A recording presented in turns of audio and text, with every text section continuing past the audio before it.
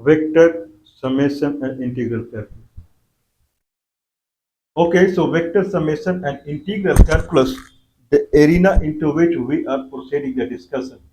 And in that phase, if okay, people they would think like if I'm trying to calculate area, if I'm trying to calculate area, if I'm dividing my problem into n different parts, the way we did for the Taylor series. In the Taylor series, we provided the solution. In Taylor series, we provided the mind-blowing solution of the Taylor series for the one single independent variable, for the dual independent variable also, that is x and y. First, by calculation of the area. If this is x-axis, if this is x-axis, then this is function over x. This is x-axis, this is function over x, and this is function over x-axis. Means this is y-axis, this is x-axis. Function can be taken like this also, or function can be taken like this also. It is up to anyone. What he is looking for. Okay, so this is x-axis, this is y-axis, and this is the function. This function can be rewritten in terms of this function can be rewritten in terms of set of polynomial equation with the increasing degree of the polynomial, like a0 plus a1x plus a2x square plus a3x to the power 3. The concept is how to find a0, a1, a2, a3. Okay, Mr. Taylor or Sir Taylor, he gave one solution that you keep taking the derivative and then you set, so rather than saying fx equal to a0 plus a1x, a2x, a2x square, say a0 plus a1x minus a plus a2x minus a whole square plus a3, a and 3 is subscript, a and 3 is subscript, a3 x minus a to the power 3 like so, and keep taking derivative of fx and select value at x equal to a, you will keep getting a0, a1, a2, a3. Okay. What about fxy? There is no straightforward proof for the fxy. It is completely tedious solution. But we have provided simple solution for fxy, not through one way, through two ways. In two ways, someone can calculate the Taylor series of fxy, f and bracket x comma y. In two ways. One is through the linear expansion of fx, considering x equal to x plus y, considering x equal to x plus y, then it is again solvable. Or taking the volume concept. So first concept, we brought the proof of Taylor series that if someone has to bring this fx, this is the fx line going from 0 to x, someone has to bring this fx, then the concept is that someone can calculate area underneath it. What is area underneath it? Underneath it. This is the area underneath it. And that area underneath is fx dx integration. That is equal to what is fx at x equal to 0? Then this is fx at x equal to 0. Multiplied by x, it will give the area of a rectangle. This, this, this, this. Okay, fx dx, that is this area, equal to area of a rectangle minus area of the shape, minus area of the shape. What is area of the shape? What is area of the shape? If I go through vector, right now I'm calculating it by dividing problem into n different parts. First part is rectangle. Second part is this area, but this area calculation is not possible straightforward. Calculation of rectangle is straightforward, possible. Height into width. If I take derivative of this curve at x equal to 0, then it will be a tangent line. If the tangent line pass like this and there is a straight line like this, it will form a triangle here. If I subtract from this rectangle and this triangle, then only this down area that is remaining to calculate, so that I'll get the actual area beneath it. For this down area, first we calculated the rectangle, then we calculated for the triangle, then we will calculate for the down area, that is fx equal to x square. For triangle, it is fx equal to the fx. For triangle, the fx is a slant line. That is nothing but slant line that is produced by dfx by dx at x equal to 0. What is fx equal to x square? The next derivative, next line, because I want area underneath it. It is understandable. If I want to calculate area underneath this curve, then first I calculate area at x equal to 0, that is this height and this width. And then I have to subtract this area to have this area. Subtracting this area, first I subtract the triangular area. Okay, that is the fx dx at equal to 0. This is the triangular line and this area. Then I'll subtract another area that will be generated by dual differentiation. Then I'll subtract another area that will be generated by triple differentiation. Like so, if I keep doing, then I have a more or less sum like fx dx integration equal to f0 into x plus 1 by 2 dfx by dx at x equal to 0 x square plus 1 by factorial of 3 d2 fx by dx square into x to the power 3 plus 1 by factorial of 4 d3 fx by dx cube into x to the power 4, like so. Now, if I do differentiation on both sides, this is our proof, and this is much more solid than what Mr. Taylor has suggested, unfortunately. Okay, if someone calculate the differentiation both sides, fx dx integration, if I calculate differentiation, it will become fx. Fx equal to f0 into x differentiation is f0 plus 1 by 2 dfx by dx into x square differentiation, where dfx by dx is a value at x equal to 0. It will come as dfxy by dx at x equal to 0 into x, plus similarly it will go as 1 by factorial of 2 d2 fxy by dx square at x equal to 0 into factorial into x square plus 1 by factorial of 3 into d3 fxy by dx cube at x equal to 0 into x to the power 3. It will go on like that. Amazing, mind-blowing, head-hitting in the wall. Okay, then we use same concept to bring the multivariable Taylor series fxy. Fxy, if I take that, instead of calculating the area, instead of having a curved line, that is fxy will be a curved surface instead, curved surface on top of xy plane. Instead of calculating the area, we will calculate the volume. Fxy dx dy is the volume underneath it, equal to fxy at x equal to 0, y equal to 0. What is the height at that point? Multiplied by x into y. X is the distance I have taken along x-axis, and y is the distance I have taken along y-axis on the xy plane. What is the height at x equal to 0, y equal to 0, multiplied by x into y, that is the area, is the volume. That is the first volume, subtracted by the triangular volume. Like subtracted by, if I calculate the full area, then I have to subtract for this area. Then I take tangent at this x equal to 0 and calculate the area. So, similarly for the 3D, I have to take a tangential surface and calculate the volume. That comes as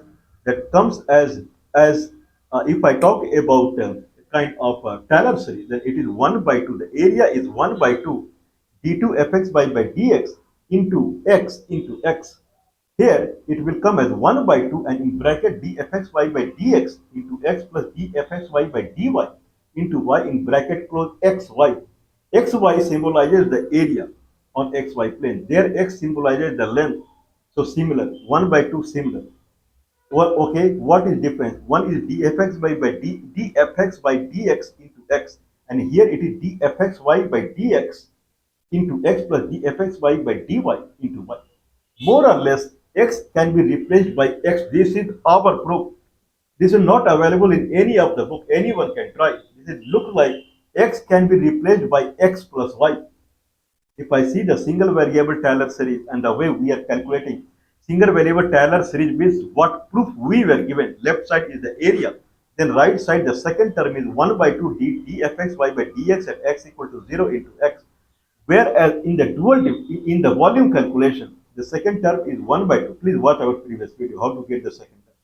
1 by 2 dfxy by dx x plus dfxy by dy into y in bracket close into xy. There it is dfxy by dx into x.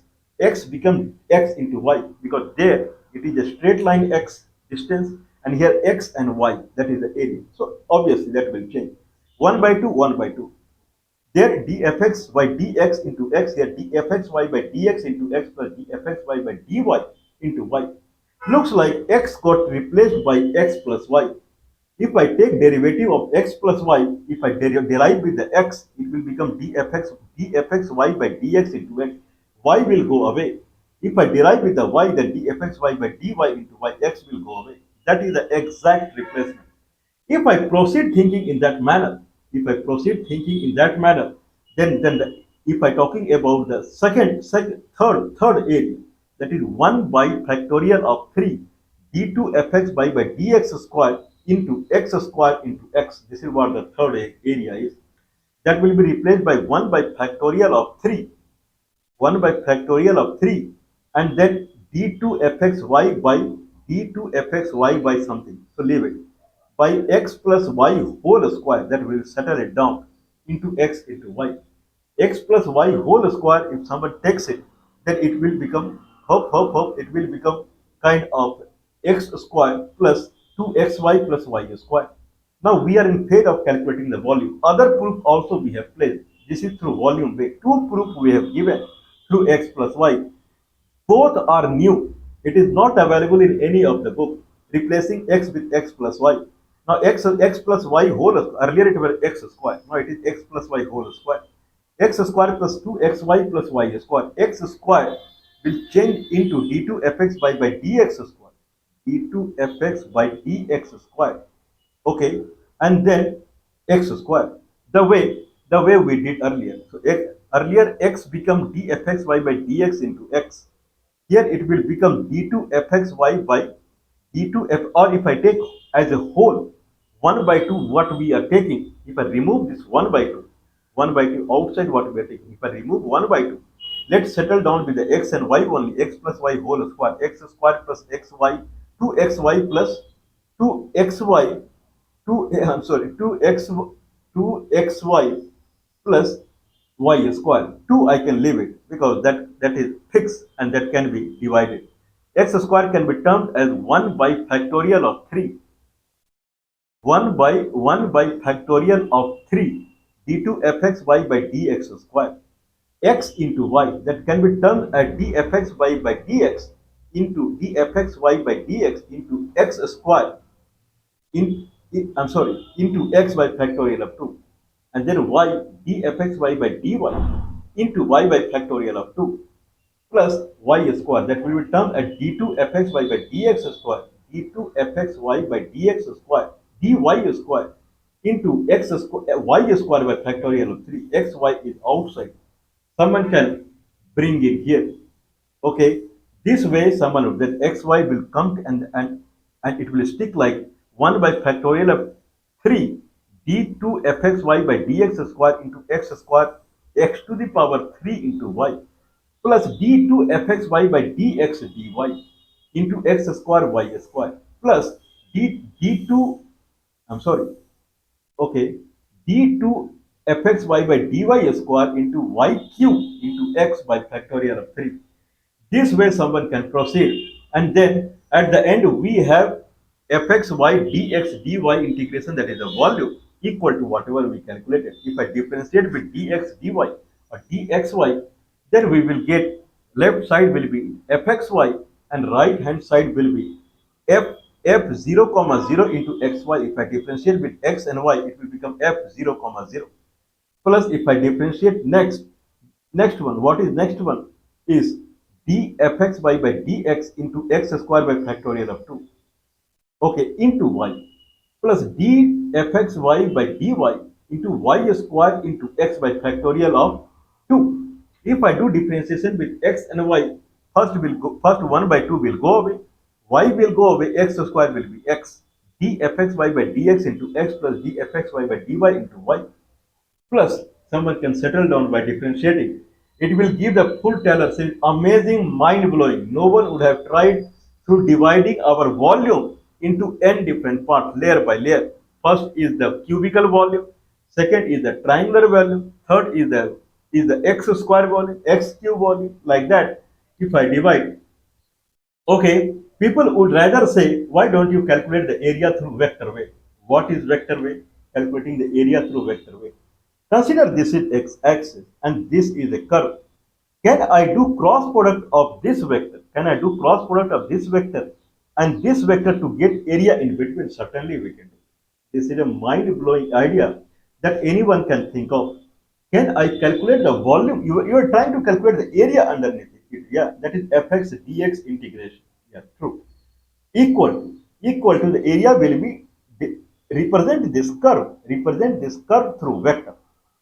Represent this curve line through vector and represent this straight line or whatsoever through vector. Take cross product of these two, you will get area in between. Oh, thank you very much. What is the vector representation of this line? What is vector representation of this line? If this is the origin, if this is the origin, if this is the origin, then if I take any point x comma y, I'll descend it. So if I take any x comma y point here, and then if I connect like this is called position vector. This is not the line vector. I'm talking about line vector. What is line vector? If this is x comma y, and if I connect from origin this line, this is called position vector. This is not the line vector. Line vector is a vector that goes along the line. That is also called tangential line. The vector that represents the tangential line is the line vector we are talking. If I have, then someone will say it's not possible at all. Because this is a curve line. If this is a curve line, then how vector representation will come? Because this is a curve line. Curve line means what? Curve line means a line that is a something that is algebraic in nature. Yeah, curve line is algebraic in nature. If I take about a curve line, then y equal to fx function over x. It can be y equal to x square. It can be y equal to sine x. Means you keep changing x and you keep getting different height. After all, it is a combination of height only, right? If I have x here, then at this point height is this. I have another x here. At this point is this. I have another x here. Point height is this. If I take different x and at every x I have a different height. If I connect all the height, then it becomes a line. That is fx. Fx can be sine x. Fx can be x square. Fx can be a square root of a square minus x square in terms of circle. Fx can be anything. So fx is a curved line that vary with the x. What about a straight line?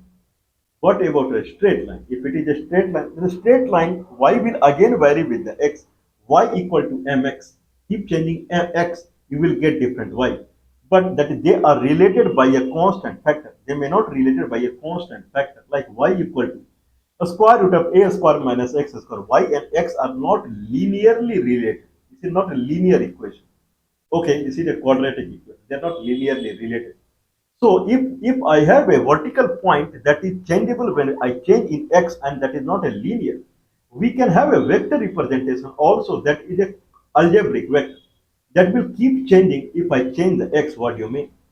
If I have a x equal to 0, then my vector at this line will be like this. If I have a different x, then if I go up, then vector will be another vector. Vector is changing. If something is changing, then I can represent the changing thing through independent components like x or y whatsoever. So our vector will be an algebraic vector where it will be in notation of xi plus some another xj. Keep changing x, keep getting different vector. That is called line vector. How to get line vector? We have given fundamental how to get line vector. If I differentiate any position vector, if I have origin, position vector means a vector that connects origin and any point on the curve x comma y. This is position vector. If I take derivative of this position vector, then another vector will come in a result, and that will be tangential vector. That is the one definition of tangential vector. If I vector is xi plus yj connecting origin and point x comma y on the curve, then tangential vector will be derivative of p. If capital P on top of it arrow mark, it is a position vector equal to xi plus yj because it is connected 0 comma 0 and x comma y. Then the tangential vector will be d of p. That will be d of p. That will be dx plus how earlier it was xi plus yj. It will become dxi plus dyj. Dxi plus dyj. If I take out dx, it will become I plus dy by dxj. Bracket close into dx. This is the formula of tangential vector. Makes sense? So what is that? What is the vector representation of any curved line? Vector representation of any curved line is I plus dy by dx j in bracket close into dx. What is you am trying to calculate the area between this curved line and this curved line. Consider any line is curved line only. Any line is not a straight line, but any line is a curved line. What about this curved line? Same thing. I plus dy by dx j in bracket close dx, where dy by dx is 0. There is no change in y I see as far as xs is concerned. I dx, and that side I plus dy by dx j bracket close dx. I have to take cross product of these two, whatever. But there are two dx. No one can settle it down. Not possible. Not possible. You cannot calculate surface area between two lines by taking the length vector. One length vector is I plus dy by dx j bracket close into dx. Another length vector is again I plus dy by dx j bracket close dx. You cannot calculate cross product of these two because two dx will come into the picture. So it is not possible. How it is possible?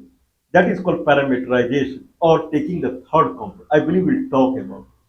Now we are in mood of doing the n number summation by dividing our problem into n different parts and then solve part by part and sum it and then use integral calculus to calculate it when n tends to infinity. That is the concept that we are pursuing. So that is the concept that we are pursuing. I have one more example of calculating the interest. We have taken a deeply interest of something like this. How we calculate interest?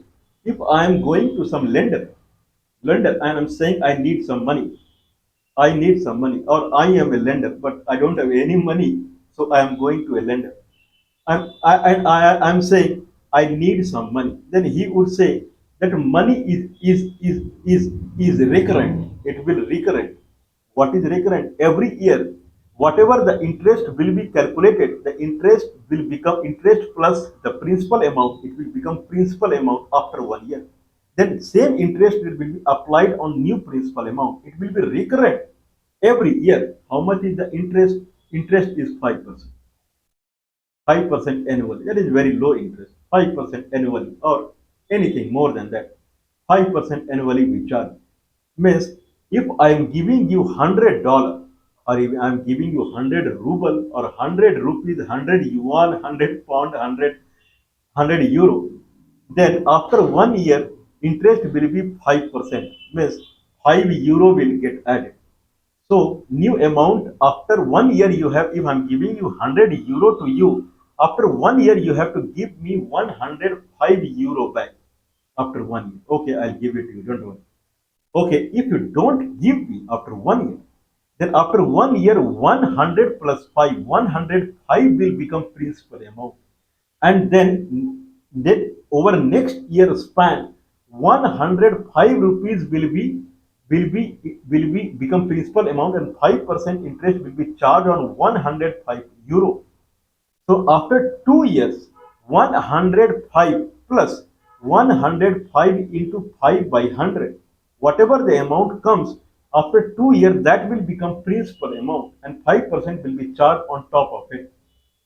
This is called 1 year recurrent. And this is pure algebra. There is no calculus over it. Okay.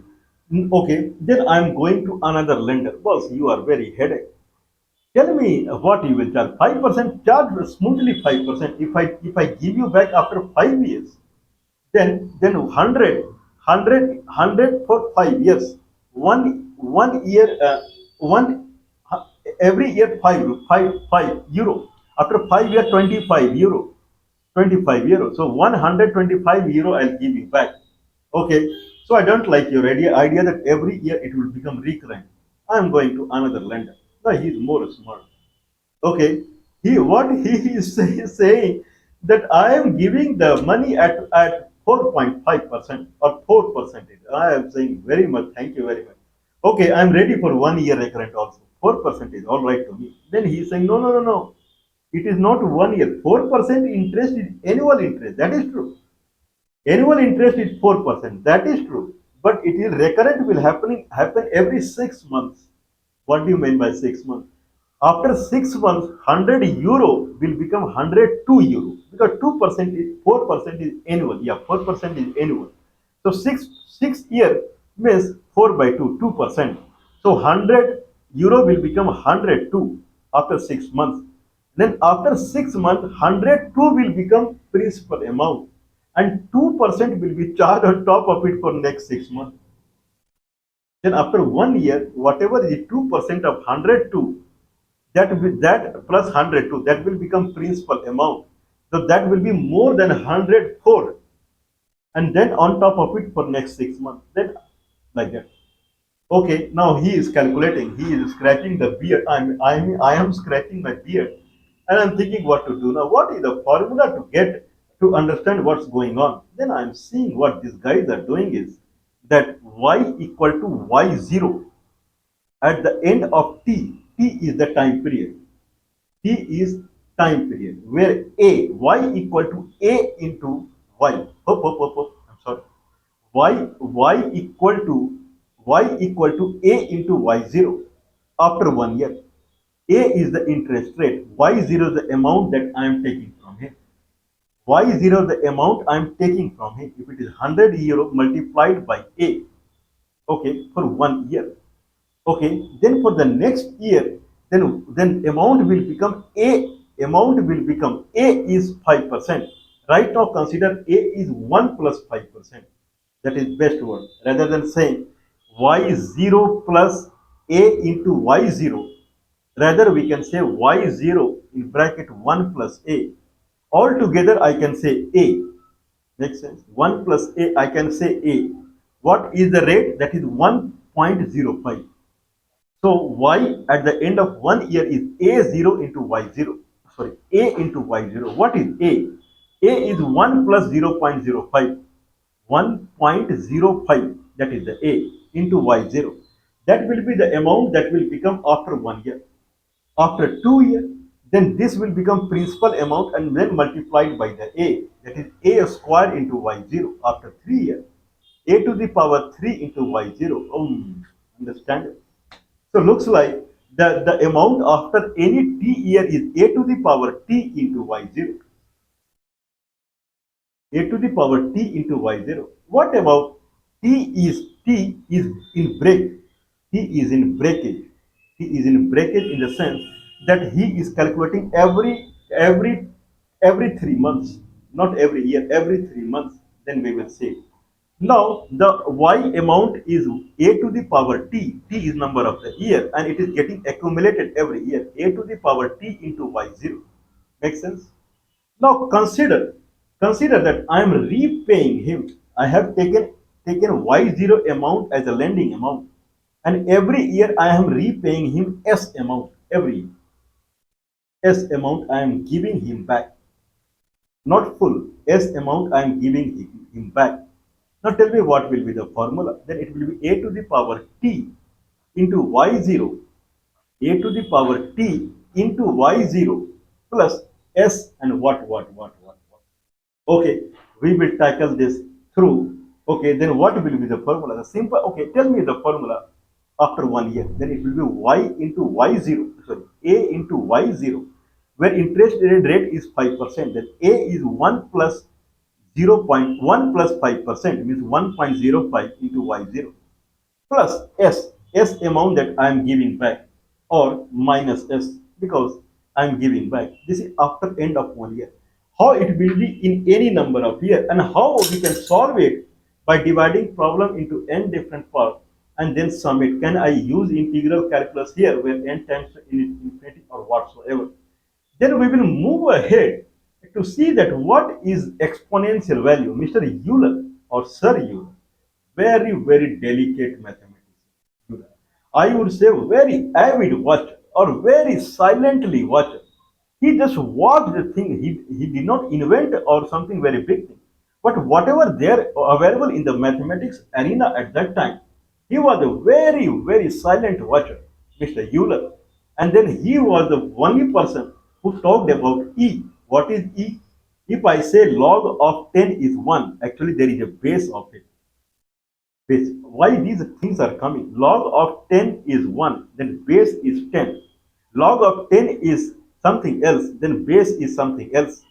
What about base E? People have heard E, E, E, E. What is E? Why it is coming into the picture? Because we are talking about here y equal to a to the power t y0 if s is not there. A to the power t is variable, a is behind the scene. A to the power x, there is a big history of a to the power x because of the economics era. Because of the economics, there is a big history of a to the power. See, we are seeing y equal to, if someone is lending money to me, any after any year t, y and in bracket t, any year t, or I would rather say yt plus 1, yt plus 1 equal to a into yt.